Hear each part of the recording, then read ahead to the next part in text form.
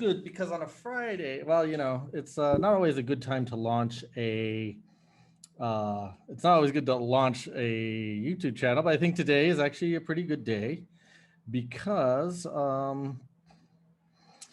we've actually got a big news today. So it's kind of awesome. All right. So I'll bring it up to the PowerPoint here.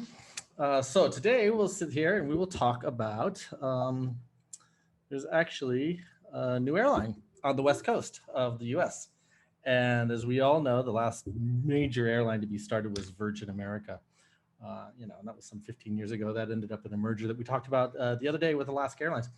But there's this new airline called Avelo, and it's not out of anywhere. It's if you may have known XL Airways in the past, um, it's actually that operating certificate. But the CEO of the airline actually came from Allegiant and from United Airlines. So here's a quick breakdown of the airline. The launch is scheduled on April 28th. The primary hub is Hollywood Burbank Airport. Now, why this is important is if you've ever gone to Los Angeles and you've gone to either downtown LA, Hollywood, anywhere out in the valley, Pasadena, Monterey Park, it's actually easier to get to Burbank Airport. Burbank Airport's a dream to fly in and out of compared to LAX, right? So just in itself right there, between security, between being dropped off at the counter, you're talking a major amount of time you will save going in and out. So headquarters in Houston, Texas, that's good, right? The theory there was actually that the airline was going to start on the East Coast, but opted instead because of some slot availability to go into the LA area through Burbank. Now, there have been a few airlines that, there was an airline a few years ago called Skybus that tried the, what I call the nowhere to nowhere strategy. So it was Cincinnati to Burbank Airport, didn't get to work and folded a few months later. But I think this one might be a little bit different. There's a bit of a background here. Headquarters in Houston, Texas, and then 3 leased 737s. Operating under the old XL Airways certificates. XL Airways was a small charter operator that had been flying for quite a few years. Okay, so here's the proposed route map. Actually, schedule's already in the system. So Burbank to Phoenix Mesa, Grand Junction, Ogden, Utah, near Salt Lake, Bozeman, Montana, near Yellowstone, Tri-Cities in Washington, Redmond Bend, and Eugene, Oregon, Medford, right, Redding, Arcata, Eureka, so basically Eureka, Santa Rosa up in Sonoma County, so that's good, and all linking together with Los Angeles area via Hollywood Burbank. Now, each of these flights are less than about 2 hours long, so with 3 737s, you get some pretty decent coverage, almost daily flight schedules. So, we've seen this before, and actually, if it looks familiar, it's because the CEO actually was one of the founders of Allegiant Airlines. Allegiant is now massive, basically flying leisure travelers all over the United States from fairly small cities. Now, that airline started initially as a small airline out of Fresno, didn't make it, was nearing bankruptcy before they shifted to this small city to Vegas strategy, and has been immensely successful.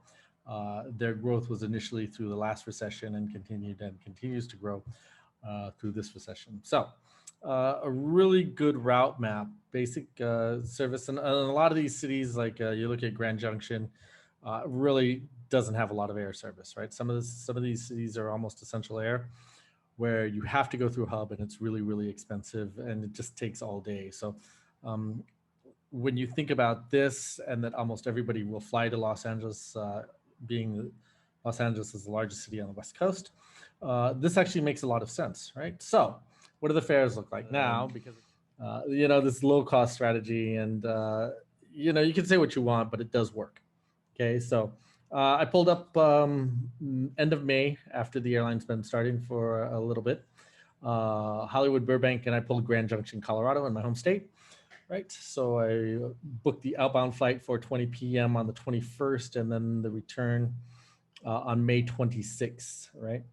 So the initial fare is a base fare of $4.28, and then the total on the first page looks great at $38. Now, if you've flown low cost, you know better than this. And actually later on, we will delve into this a little bit more with Spirit Airlines and Frontier. We'll take a look at some airlines around Asia. AirAsia, Cebu Pacific. Basically, you've seen this model over and over again, but even I, as a long time traveler, you're going in for the bargain.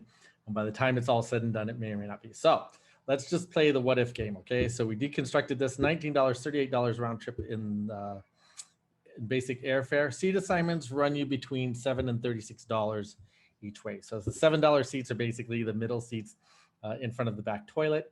$36 is, as you can see, the coveted 1C, that aisle seat in the first row. So, but everywhere in between, for purposes of our calculations later, we used an average of 21 bucks. All right. Um, it's important to remember, right? These numbers change. So even though I'm quoting you something today, as the airline grows and as the airline becomes a little more established in the marketplace, the fares will change. And so these are all really introductory. Don't count on these last. If the airline is immensely popular, which it could be given the market conditions right now out there, then you'll see this disappear. All right. Okay. So actually, this is for carry-on bags, not even for check-in bags. This is carry-on bag, the bag you check in. So you are allowed one personal item. Your personal item is probably about this size, right? What they say, 24 by 16 by 10 is the size for the carry-on bag fee. So if you want to carry on a rollerboard, that's 35 bucks. If you want a free carry-on, that's a personal item. That's about this size bag. Right.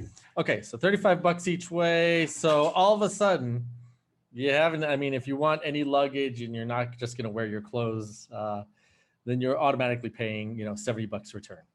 Right. So keep that in mind. Carry-on bags, 35 bucks each way. Checked bags. Now, this is the deal of the century. And I think the idea here is to get the bags out of the cabin and down into the hold. $10 each way.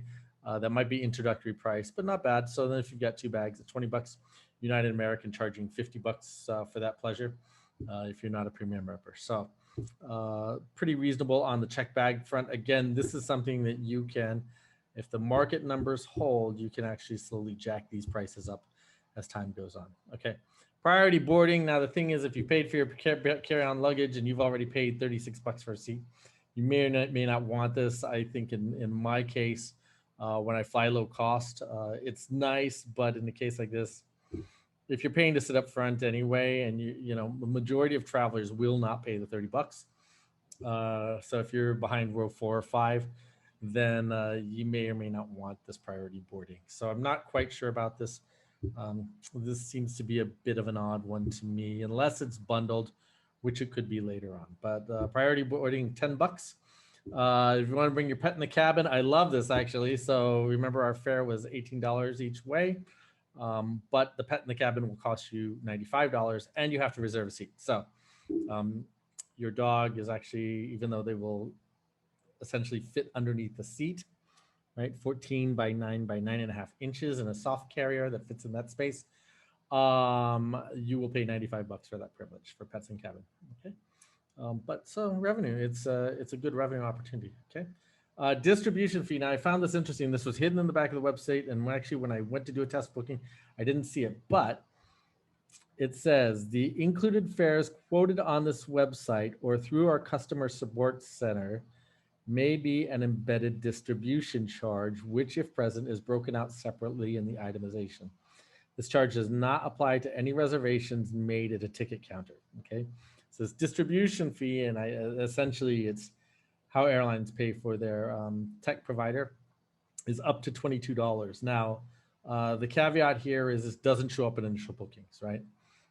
Again, if they can test it and they can get people to pay it, or depending on the market conditions at the time, they may or may not add that on. So up to 22 bucks for purposes of the calculation. This is something that hasn't shown up in initial bookings. We don't know if it will, but it's out there. So they could just slap this in, and it's usually in the hidden charges that come up.